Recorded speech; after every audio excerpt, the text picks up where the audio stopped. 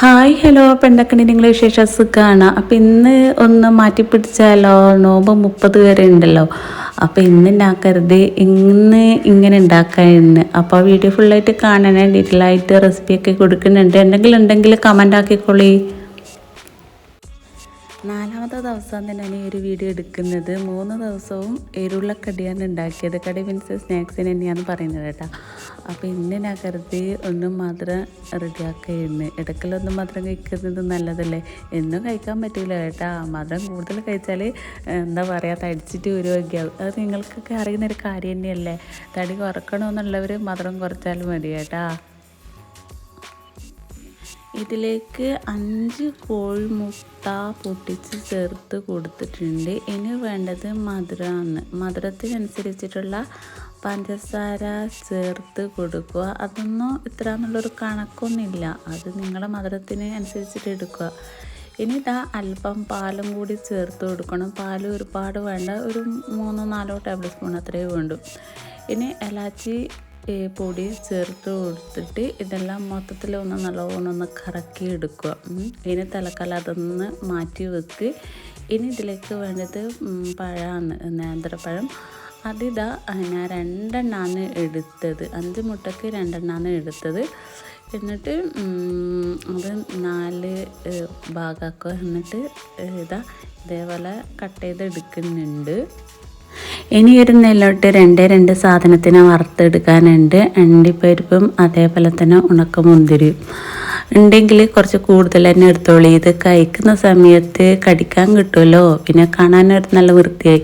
എൻ്റെ മക്കൾ എന്ത് ചെയ്യാന്നറിയുക, പിന്നെ ഉണക്കമുന്തിരി എല്ലാം അങ്ങ് എടുത്ത് ചാടും. ഞാനെന്ത് ചെയ്താൽ എല്ലാം പൊറുക്കി തിന്നും. അങ്ങനെയാണ് കേട്ടോ. അങ്ങനെ ഇത് വറുത്ത് കോരി മാറ്റി വെച്ചിട്ടുണ്ട്. ഇനി ഇതേ നെയ്യിൽ തന്നെ പിന്നെ പഴം വഴറ്റിയെടുക്കുക.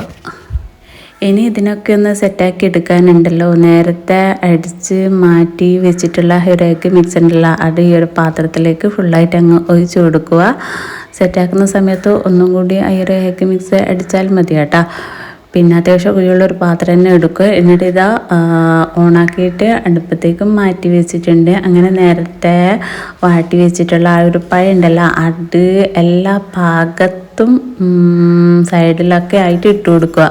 നമുക്ക് കിട്ടുമ്പോൾ ഏത് സൈഡാണ് കിട്ടാമെന്നൊന്നും പറയാൻ പറ്റില്ലല്ലോ. അങ്ങനെ വറുത്ത് കോരി മാറ്റി വെച്ചിട്ടുള്ള അണ്ടിപ്പരിപ്പ് മുന്തിരിയൊക്കെ ഉണ്ടല്ലോ, അതിൽ നിന്ന് അല്പം ഇട്ട് കൊടുക്കുക. ഫുള്ളായിട്ട് ഇട്ട് കൊടുത്താൽ അത് ഫുൾ അടിയിൽ പോയിട്ട് കിടക്കും. അതുകൊണ്ട് അല്പം ഇട്ട് കൊടുക്കുക.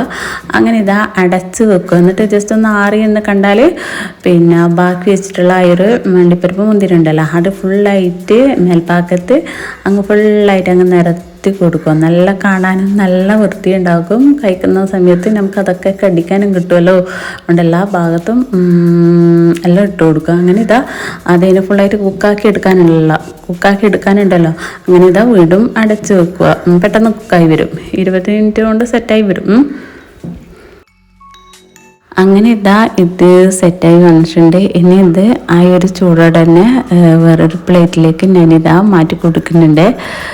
പിന്നെ ചൂടോടെ തട്ടിക്കൊടുക്കുമ്പോഴൊരു സുഖമുണ്ടല്ലോ, അത് വേറൊരു ലെവൽ തന്നെയാണല്ലേ.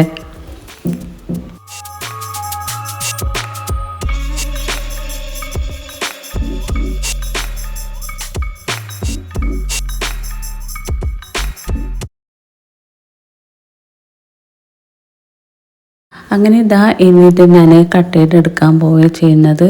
പിന്നെ നോമ്പിന് കഴിയുന്നതും എല്ലാ പണികളും പെട്ടെന്ന് തീർത്ത് വെക്കുന്നതാണ് നല്ലതല്ലേ. രാത്രി ആകുമ്പോൾ നമുക്ക് എന്തായാലും കിച്ചണിൽ കയറി ഇറങ്ങാനൊന്നും പറ്റില്ല. അതുമല്ല, നോമ്പ് മുറിച്ച ചെറിയൊരു ക്ഷീണവും പിന്നെ ഒരു കിടത്തൊക്കെ ഉണ്ടാവില്ലേ.